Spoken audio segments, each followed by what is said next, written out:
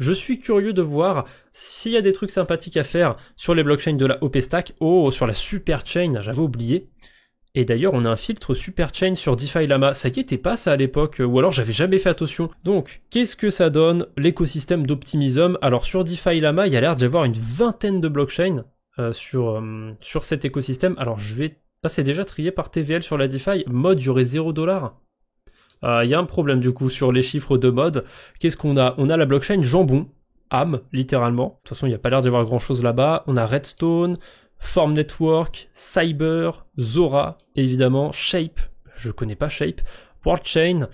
Il y a beaucoup de transactions sur WorldChain, très curieux, il y a peut-être des trucs là-bas. Lisk, qu'est-ce qu'on a d'autre? Chroma, Inc, Polynomial, Mint, Swellchain, Unichain, Fractal, Sonium, Bob, OP Mainnet et Base. Bon, sans surprise, Base, je vais pas aller faire un tour dessus parce que ça marche bien du côté de Base, il y a plein de choses à faire. Pour moi, c'est limite un écosystème à part tellement il fonctionne bien. Je vais aller voir surtout en fait les écosystèmes que je regarde pas souvent sur la Superchain d'Optimism, donc c'est-à-dire toutes les blockchains de la Superchain, sauf Base. Même OP Mainnet, je regarde pas souvent en ce moment. Donc, premier coup d'œil déjà sur OP Mainnet. On a beaucoup de protocoles sur OP, mais évidemment, comme sur toutes les blockchains qui ont eu leur pic de popularité, on a beaucoup de protocoles morts. Qu'est-ce qu'on retrouve? Un AAV avec 127 millions de TVL. Je crois que c'est une des blockchains sur lesquelles il y a peut-être le moins de TVL. Hein. Ah, quoique, non, il y a de la concurrence. On a Scroll, on a ZK-Sync, on a Métis, on a Linea, on a Sonic aussi. Ah, quoique, sur Sonic, ça marche plutôt bien. Il y a pas mal de TVL. Donc, ouais, il y a de la concurrence. Même la Binance Smart Chain, hein, je crois qu'AAV, ça a pas trop pris là-bas. On retrouve Stargate, Velodrome, Compound, Sinus Restake. Ça me dit rien du tout. Uniswap, le fonds de BlackRock, Bifi Finance, The Age, Extra Finance, Bits, Moonwell, bon je vais pas vous citer tous les protocoles, du classique, hein. C'est des protocoles que je connais déjà, je vois rien de très nouveau dans les nouveaux protocoles, dans les protocoles qui sont classés assez haut sur la TVL d'Optimism, donc j'en conclus qu'il n'y a rien de très nouveau qui est apparu sur OP Mainnet. En tout cas, c'est un petit peu cette image que j'en ai d'Optimism. Tiens, Silo V1, c'est une bonne image que j'ai d'Optimism. Vous allez comprendre pourquoi j'ai cette image d'Optimism sur Silo V1. J'ai remarqué un truc, c'est que sur Silo Finance, en tout cas sur la version Optimism, il y a un petit peu d'Ether déposé, il y a un petit peu de token OP sur le marché avec le token OP. Par contre, pour le reste, pour les stablecoins, il y a que dalle en liquidité. Voilà, la pool avec le plus de liquidité sur les stablecoins, c'est 55 000$ a priori. Je vais descendre vite fait. Bah, de toute façon, je suis déjà tout en bas en fait. je peux tout avoir sur un seul écran. Donc ouais, les marchés sont assez peu remplis. Sur Contango, j'avais fait une boucle aussi avec de l'Ethereum et j'ai eu une petite mésaventure, c'est qu'il n'y avait pas tant de liquidité que ça sur Optimism et du coup je m'étais tapé un méchant slippage, j'avais pas assez fait attention quand j'ai ouvert ma boucle. On n'a plus d'incentive du tout sur Silo, sur Optimism. Ouais, globalement, il y a plus trop d'incentive. On remarque que les tokens OP, c'est soit sur des airdrops, soit sur d'autres blockchains. Sur l'écosystème OP, ils arrosent moins. Pendant une période, ils arrosaient beaucoup de tokens OP, il y avait des trucs sympathiques à faire. Donc j'ai quand même la sensation que ça s'est bien, que ça s'est bien tassé, que ça s'est bien calmé l'activité sur Optimism. Je pourrais aller faire un tour sur certains protocoles, voir s'il y a des rendements sympathiques, mais je sais pas trop. Sur AAV, c'est la même chose partout, les rendements sur les stables, ils sont très bas. Sur les autres protocoles de lending, ça va être pareil. Je vais jeter un œil sur Velodrome et sur Bifi. Je pense que ça me fera une idée globale de s'il y a des trucs sympathiques à faire sur Optimism, mais j'ai déjà mon petit avis sur la question. Commençons par Velodrome, il faut que je trie, je vais juste mettre OP Mainnet, ils sont insupportables à tout centraliser, à tout mettre au même endroit, c'est indigeste. Et si on regarde les pools de liquidité basiques, pas les pools de liquidité concentrés, est-ce qu'on a des trucs sympathiques? Alors, une pool avec le token OP et le stablecoin euro de Angle, mais il y a très peu de liquidité, avec un bon rendement. On trouve des tokens de l'écosystème, du token mode, je savais même pas que le token mode était sur Optimism, avec de l'Ether, pourquoi pas, le token Kuji, de l'écosystème Kuji, encore des tokens propres à cet écosystème. Bon, les pools qui ont les meilleurs rendements, c'est des pools avec assez peu de liquidité, quoique, on a la pool avec le F-Bomb. C'est assez marrant d'ailleurs ce token, le F-Bomb, c'est un meme coin de la blockchain Phantom, qui s'est exporté sur plein d'autres écosystèmes en dehors de Phantom, c'est très curieux. Et si je regarde les pools avec le plus de TVL, du coup on avait quoi? La pool USDC Vélo, bon, sans surprise, le token du protocole, c'est la pool de liquidité qui a le plus de TVL et ouais, c'est 3,7 millions de dollars. Ensuite on a le token Stargate, une pool de stablecoin, mais les rendements sur les grosses pools de liquidité c'est vraiment pas terrible. Après c'est pas les pools concentrés, mais je suis pas un grand fan des pools concentrés. Alors la pool avec le stablecoin de Synthetix, j'éviterai personnellement. Il a tendance à pas trop tenir son peg, donc pas trop être stable. On a l'air d'avoir un rendement plutôt sympathique sur les liquidités concentrées du côté de l'USDC USDT. Mais bon, est-ce qu'il y a juste eu plus de volume que d'habitude aujourd'hui? Est-ce que c'est la performance habituelle? Je ne sais pas trop. J'ai pas l'impression qu'il y ait des opportunités de fou furieux sur Vélodrome. Du côté de Biffy Finance sur Optimism, qu'est-ce que ça donne? On retrouve les pools de Vélodrome ou des pools concentrés sur Uniswap. Et d'ailleurs, sur Uniswap, justement, on a des pools de liquidité concentrés avec le token 0 de Layer 0. Je vois qu'il y a 24 000 $ de TVL sur celle-là, il y avait 11 000 sur l'autre. Le token 0, il est sur plusieurs blockchains, mais sur Optimism, il n'y a pas l'air d'y avoir tant de liquidité que ça. En fait, j'ai l'impression qu'Optimism, ça devient une blockchain difficile hein, au niveau des liquidités. C'est le gros problème d'Optimism. Pendant un moment, c'était assez liquide. On pouvait échanger des assez grosses quantités d'Ether sans problème. Maintenant, même avec un portefeuille modeste, j'ai pas un énorme portefeuille sur la chaîne YouTube. Je me souviens quand j'avais ouvert ma position sur Contango, sur l'Ether staké, je m'étais tapé un mauvais slippage et du coup j'ai perdu de l'argent sur plusieurs semaines de farming. Donc je sais pas, je trouve qu'Optimism c'est devenu une blockchain avec très peu de liquidité, plus très intéressante, plus trop dans l'air du temps. Ça peut changer, mais ouais, du coup, quand je vois déjà ce que ça donne au PayMainet, heureusement qu'ils ont Base pour, sauver un petit peu leurs arrières. Après, on a quand même Sonium, qui a l'air d'attirer pas mal de liquidités, 82 millions de dollars de TVL. Fractal, c'est personnel, je trouve qu'il y a 2-3 trucs sympas sur cet écosystème, mais c'est vrai que c'est assez limité. Sur Sonium, on va retrouver Kayo Finance, Sonex, Sake Finance, Vélodrome encore une fois, mais bon, j'ai la flemme d'aller voir Vélodrome si on va voir déjà d'autres DEX. Ok, ça n'a pas trop changé depuis la dernière fois que j'ai regardé. Il y avait peut-être pas WaveX, tiens je suis curieux d'aller voir ça. Donc je vais pas regarder tous les DEX, tous les protocoles de lending, je vais aller voir juste les plus gros.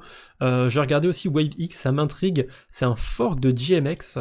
Ok, protocole de perpétuel, protocole de trading. Sake Finance, ils ont fait un truc un peu particulier, c'est qu'ils forcent les gens à connecter un compte Twitter ou un compte Discord ou les deux, je m'en souviens plus, pour...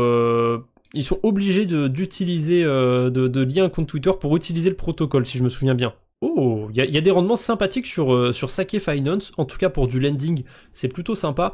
En ce moment, on a des incentives en token ACS. Ah non, ACS c'est le nom du programme. En token A-Star, pardon. Donc on a 8% d'intérêt bonus en token A-Star quand on vient déposer de l'Ether, plus 2% en Ether.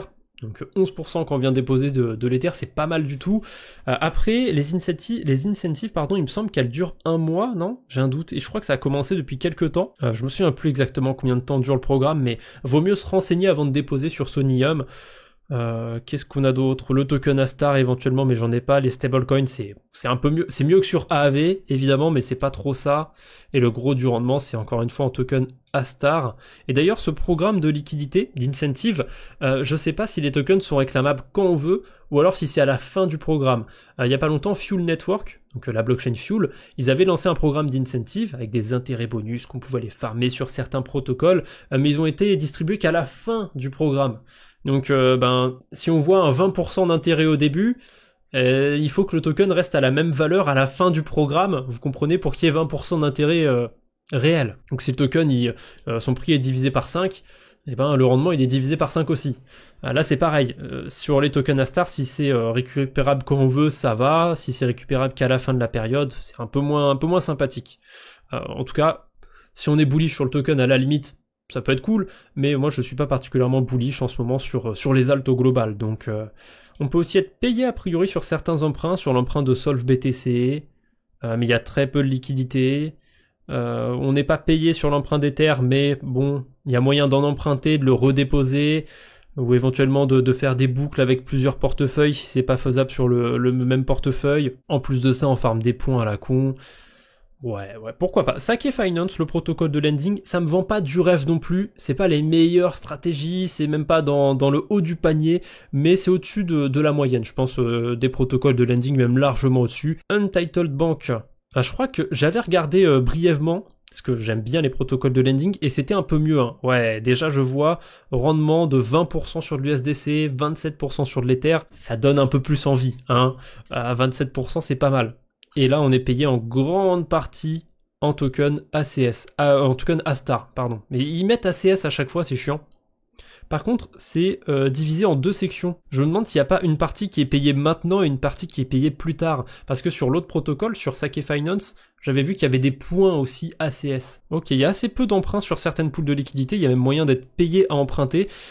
Je pense que sur Untitled Bank, c'est vraiment comme ça que le protocole s'appelle, hein, banque sans titre, il doit y avoir des stratégies sympathiques. Il faut trouver, il faut creuser. Le protocole a l'air de fonctionner un peu comme Euler Finance, avec des marchés à part. C'est pas comme sur AAV. J'aime pas trop le fonctionnement d'Euler Finance, de Morpho pour les emprunts. Je suis beaucoup plus fan du modèle d'AAV. Mais bon, pour ceux qui connaissent bien, pour ceux qui ont l'habitude, peut-être à regarder. Ensuite, WaveX, le protocole de perpétuel du coin. Alors comme c'est un fork de GMX, on devrait avoir une pool de liquidité, mais évidemment, voilà, c'est une pool de liquidité avec du token Astar. Pour l'instant, il y a majoritairement de l'USDC sur cette pool de liquidité. Mais ouais, bref. En fait, les pools de liquidité qu'il y a sur les protocoles de type GMX, elles peuvent être sympathiques quand il y a que du stablecoin et de l'Ether, ou du stablecoin et du Bitcoin, ou du stablecoin, de l'Ether et du BTC.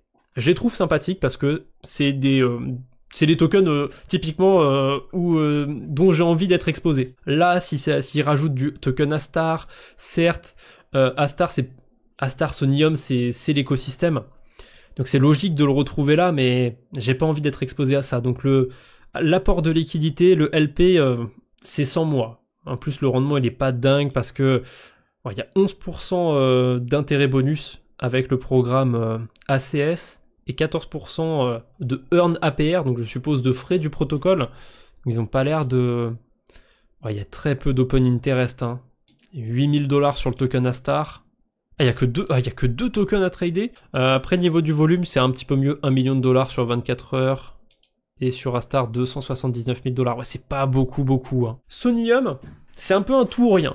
Soit, du jour au lendemain, va y avoir une hype monstrueuse sur cet écosystème et ça aurait été une très bonne idée de le farmer pour ceux qui l'ont farmé. Soit, ça va être comme 90, voire 95% des blockchains et ça va bider. Chronos ZKVM, typiquement, ça a complètement bidé. Ils ont fait un airdrop, mine de rien, qui était pas mal du tout. Pour ceux qui l'ont farmé, l'airdrop de Chronos ZQVM était pas mal. C'était pas une énorme surprise comme Hyperliquid typiquement, hein, faut pas trop en demander, mais c'était pas mal. Voilà, pour ceux qui ont l'habitude de faire des carabistouilles avec la DeFi, je vais peut-être jeter un œil un peu plus, essayer de prendre plus de temps de mon côté, de voir s'il y a des opportunités sur Sonium. Bon, après, il n'y a pas 10 000 protocoles, je pense que là, ce que je vais couvrir, j'aurais fait le tour de 80% de ce qu'il y a à faire sur Sonium, mais je vais essayer de creuser un peu plus après ce live, voir s'il n'y a pas d'autres opportunités sympathiques. Mais pour l'instant, sur le papier, je trouve qu'il y a des trucs cool. Ensuite, on a Kyo Finance, le DEX principal de cet écosystème, hein, celui avec le plus de liquidités. Je vois qu'on a des liquidités concentrées sur Kyo Finance. Ah, et on retrouve évidemment nos petites baleines de chez Solve. Ah, là, évidemment, il y a 30 millions de TVL sur Kyo Finance. Vous attendez pas à ce que ce soit réparti équitablement sur 50 pools de liquidités. Il y a une pool de liquidité qui a 80% de la TVL. Alors, évidemment, Solve BTC Babylone. C'est bien, au moins on peut changer du BTC, c'est cool. Mais bon, on a aussi une pool WBTC, Solve BTC, mais il y a déjà moins de liquidité. Ether USDC, Astar Staké, Stablecoin. La pool sur les stablecoins est pas mal. 15% de rendement, plus des points et compagnie. Alors sur les 15% de rendement, il y a évidemment les tokens bonus, les tokens Astar. Ouais, c'est des liquidités concentrées, donc je suis pas très fan. Les rendements, ils sont ils sont très difficiles à prendre en compte. En fait, ce qui est incertain sur les pools de liquidité concentrés, c'est les frais qui sont générés. Parce qu'on ne sait pas s'il va y avoir beaucoup d'échanges sur cette pool de liquidité demain, après-demain, après-après-demain, après. Ouais, vous avez compris, je vais pas faire tous les jours du calendrier. Alors que les intérêts bonus qui sont distribués, bah ça c'est distribué de manière linéaire en quelque sorte. Donc c'est plus ou moins assuré. Alors il faut être dans la range, etc. Si vous prenez une fourchette plus large, vous allez avoir moins de récompenses. C'est toujours compliqué les pools de liquidité concentrés. Il y a aussi des incentives du côté du BTC, mais c'est surtout parce qu'il y a eu du volume. Ah, il y a la pool Ether Puff ETH qui est pas mal. Il y a des intérêts bonus aussi en token carotte. Vous allez vous faire carotter sur cette pool de liquidité a priori. Petit jeu de mots. D'ailleurs, je vois pas de pool de liquidité avec le token carotte. On a un rendement dans un token, mais le token, il a pas l'air d'être échangeable ici en tout cas. Un peu dommage. Après, je sais pas comment ça fonctionne. Ça se trouve, c'est des points ou des conneries comme ça. Et si vous avez des points avec un APR d'affiché, fuyez. En général, c'est pas terrible. Alors, Grand Prince, par contre, sur le programme ACS, vous voyez, ils ont mis un multiplicateur x 0,8 pour les baleines de Solve. Hein, ils vont toucher un peu moins de récompenses que les dégènes qui vont aller où d'ailleurs? Sur des pools BTC ETH? Sur des pools ETH USDT? Je vois des pools avec le token Astar, mais c'est des whales qui vont aller farmer ça, pardon. Alors qu'est-ce qu'on a de sympathique sur Sonex, le deuxième DEX de cet écosystème? Alors déjà, on voit qu'on a des pools de liquidité qui sont incentivés. Il n'y en a pas une seule à 100 000 $ de TVL. Enfin, en tout cas, de liquidité stakée. Et ça me fait peur. On a du token Astar, de l'Ether, et de l'Ether avec des USDC. On n'a pas de pool avec que des USDC, c'est dommage. Bon, finalement, il n'y avait pas grand chose à regarder, j'ai l'impression, sur Sonex. Mais laisse-moi aller dans la X-Pool. Mais, putain. Mais, c'est quoi cet onglet de con? Alors, on a la X-Pool, je sais pas ce que c'est, mais on peut déposer de l'USDC et il me dit 90% APR. Ça donne envie, mais je vois qu'on a le token Astar, donc me dites pas que c'est une pool avec des impermanent loss. Ah ok, on peut bloquer nos tokens sur le testnet Sonex pour gagner des rewards ou participer à la gouvernance. On serait payé du coup, en fait c'est juste bloquer des liquidités pour avoir des tokens Sonex. J'ai l'impression que c'est pas à jour et que c'est par rapport à quand Sonium était encore en testnet. Bon, c'est pas très clair cette affaire. Je suis pas là de toute façon pour creuser et comprendre forcément tous les rouages sur Sonium. Petite conclusion du coup sur Sonium. Donc comme d'habitude, on a la mafia Solve BTC qui vient donner l'impression qu'il y a beaucoup de TVL, beaucoup de choses sur Sonium. En réalité, c'est pas trop ça. Du côté des protocoles de lending, petite surprise, Untitled Bank, il y a l'air d'y avoir des trucs sympas à creuser. Le protocole de perpétuel, éventuellement, sinon le reste, les DEX, j'ai pas été trop emballé par ça. Par contre, je vois que Solve, ils font les choses un peu plus carrées. Quand on regarde la TVL sur Sonium, on n'a pas l'impression qu'ils ont débarqué.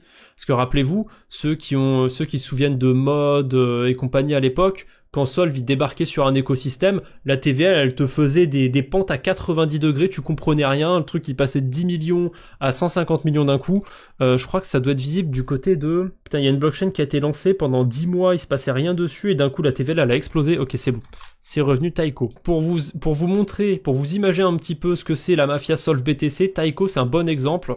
Taiko, depuis que ça a été lancé, c'est très plat, c'était resté autour de 10 millions de $. Attendez, on voit pas trop. Voilà, ça c'est Taiko quand ça a été lancé. Juin, hop, jusque septembre. Donc juin à juillet, juillet à août, août à septembre. Pendant 3 mois, c'est resté plat de chez plat même, hein, pendant un peu plus de 3 mois. Ensuite, c'est même descendu, la TVL commençait à se barrer.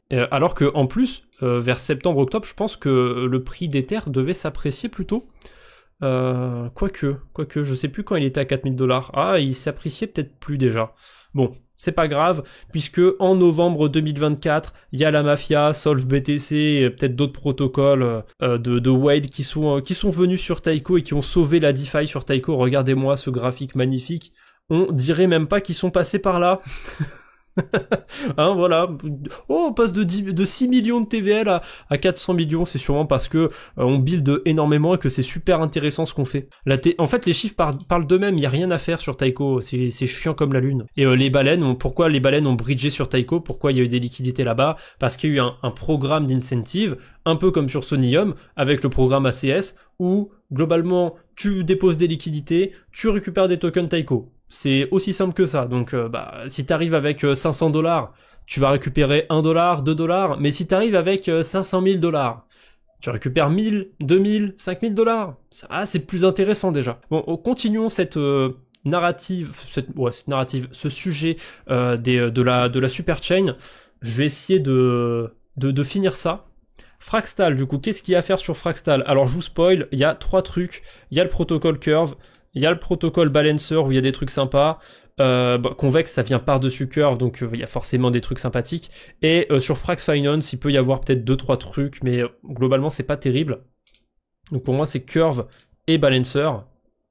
J'avais dit 3 parce que j'englobais Frax Finance, mais c'est vrai que c'est pas dingue de chez dingue. On a Ra Exchange. Je crois que c'est littéralement un fork de Vélodrome, mais Vélodrome est aussi sur Fractal. Ah non, c'est un fork d'Uniswap V3, autant pour moi. Ah, mais Ra, je crois que c'est même... je me demande si c'est pas un fork de Ramsès sur Arbitrum. En tout cas, le protocole fonctionne de la même manière, il me semble. Alors du coup, si je dis qu'il y a des trucs sympathiques sur Fractal, sur Curve et sur Balancer, vous attendez pas non plus à ce que ce soit des rendements de fou furieux. Hein. Si on a du 10% sur du stable en ce moment, c'est bien. Si on a plus de 10%, c'est excellent. Et si on a plus de 20%, faut se méfier. Bon, les poules avec assez peu de liquidité, on va les passer. Les poules avec les bons du trésor, on va les passer. Quoique, celle avec les bonds, il y a une pool Frax FXB 2025. Donc pour ceux qui sont vraiment pas familiers avec cet écosystème, le FXB, c'est un token de bon du trésor. Donc, qui est backé par du bon du trésor, qui va générer du rendement grâce au bon du trésor.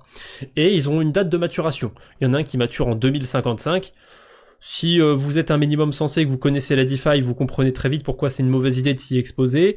Mais il y en a un qui mature le 31 décembre 2025. Donc c'est dans pas si longtemps que ça. Et la pool Frax FXB 2025, du coup, elle est pas mal, hein. Désolé, mais 18% d'intérêt, quasiment 20%, sachant que c'est du stablecoin, du coup, le collatéral, et qu'il y a une partie de risque avec le FXB, mais c'est fin 2025, donc je trouve que c'est ok. C'est bien payé. On a éventuellement le FXB 2029. 4 ans, c'est très long sur la DeFi. Mais ça fait déjà 4 ans, même un peu plus de 4 ans que je suis sur la DeFi. Donc on peut tenir 4 ans. Depuis que je suis sur la DeFi, AAV est là, Uniswap est là, donc on peut tenir 4 ans.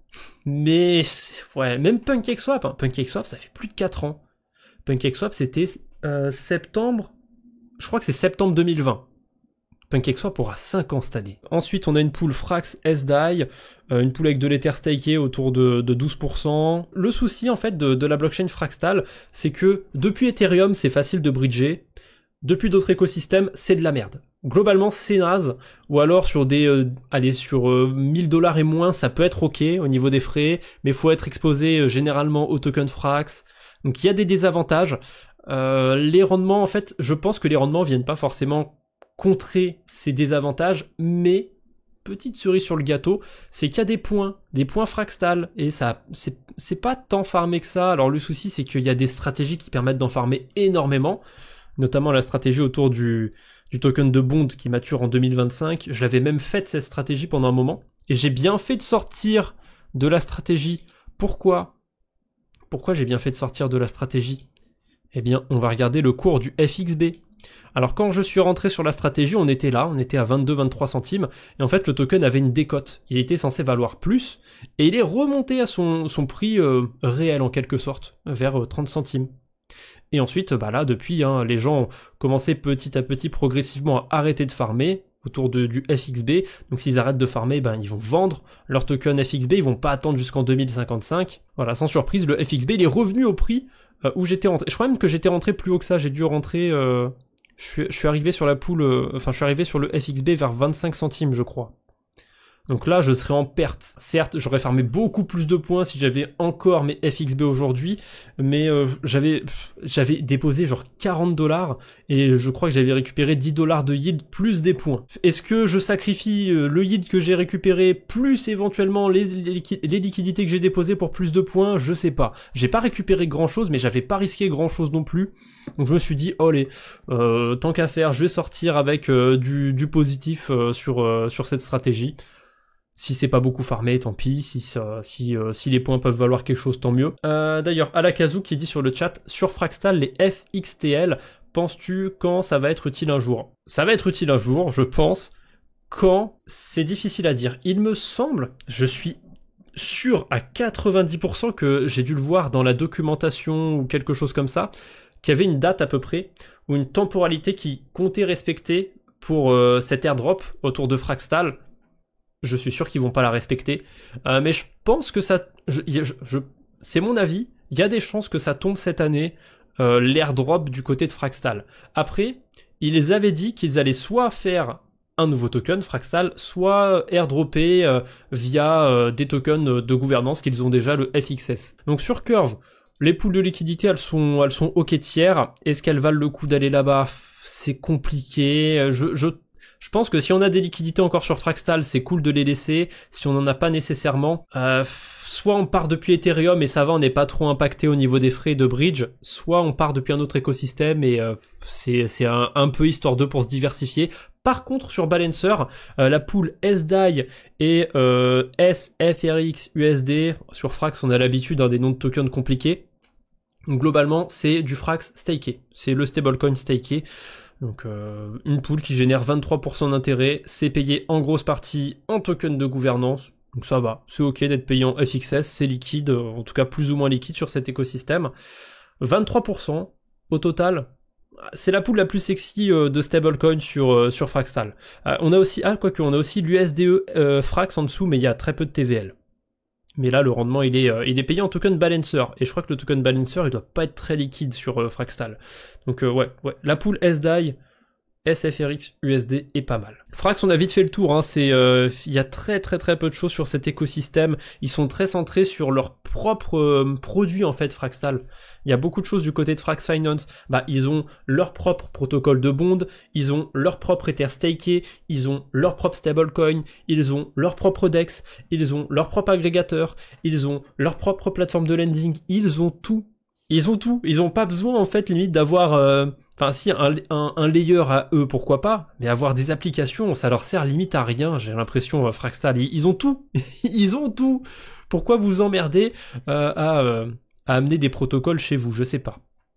Bref, peut-être pour se diversifier, je sais pas trop. Allez, là on va speedrunner un petit peu les dernières blockchains parce que je pensais pas passer autant de temps sur ça. Unichain, déjà je vois qu'Uniswap c'est même pas le protocole numéro 1 en termes de TVL, donc je m'inquiète un petit peu. On a Vénus en deuxième et Stargate. Bon, Stargate c'est du bridge, ça va être des pools de liquidité sans impermanent loss en quelque sorte. Les DEX c'est une catastrophe, y a rien. Sur Uniswap, il n'y a pas de pool de liquidité à farmer en particulier. Alors, on a des intérêts bonus en token Vénus sur le protocole éponyme. 6% sur de l'USDC, 5% quasiment sur de l'Ether. Et j'ai même pas arrondi, j'aurais pu arrondir à 7% pour l'USDC, allez, soyons fous. On peut être payé à emprunter de l'Ether par contre. Donc si on dépose de l'USDC, qu'on emprunte de l'Ether, mais après on est sur une block. Est-ce que j'ai vraiment envie de m'emmerder à faire ça sur Unichain alors que je peux le faire sur Sonium? Et c'est probablement plus intéressant de le faire sur Sonium. Sur Unichain, y a rien. Je vais regarder quand même Stargate. Et c'est triste quand même parce que Uniswap, c'est un des plus gros protocoles, un des protocoles principaux de la DeFi, un des plus vieux. Il lance un layer 2, ça marche pas. C'était ultra prévisible, mais y a rien, c'est un peu triste. Unichain, ça donne quoi la pool du côté de Stargate? Alors, je vois qu'il y a que 12 000 $ de liquidité a priori. Ils sont où les... Tu m'avais vendu combien, DeFi Lama? Tu m'avais vendu 3 millions de TVL. Là, je vois 12 000 $ de liquidité, 43 000 $ de volume. C'est vrai, j'avais oublié ce détail. Il y a plus d'onglet farm, on peut plus staker ces LP tokens sur Stargate. Le programme d'incentive, les intérêts bonus qui étaient payés en token Stargate, c'est terminé depuis quelques temps. Je sais plus qui me l'a dit en commentaire. Je me demande si c'est pas Carpet ou Corve, un de vous deux, je sais pas, ça me parle. C'est peut-être pas vous, mais quelqu'un me l'avait dit en commentaire, ou sur Discord, ok, je m'en rappelle plus du tout, on me l'a dit, mais on me l'a dit. C'est vrai, il y a plus d'incentive du côté de Stargate, j'avais complètement oublié. Bah du coup, ça sert à rien de les chercher en fait, sur Unichain. Donc Stargate, il y a plus d'incentive, donc c'est pas intéressant. Vénus, c'est pas foufou, il y a que l'USDC et l'Ether qui étaient déposables, et un autre token, il y avait un troisième token, je l'ai complètement zappé, je sais même plus ce que c'était, mais... Et ouais, le reste, y a rien sur Unichain, qu'est-ce que vous voulez que je vous dise? La mafia Solve BTC n'est pas encore passée par là, ils ont pas de système à points ou je ne sais quoi. Ensuite, Swell Network, on va retrouver Ambient, mais bon, c'est un DEX de liquidité concentrée, pas très intéressant. Euler Finance, je suis pas très fan, mais allez, jetons un œil. Ah là, ça va un peu plus vite que sur Fractal et sur Sonium. Hein.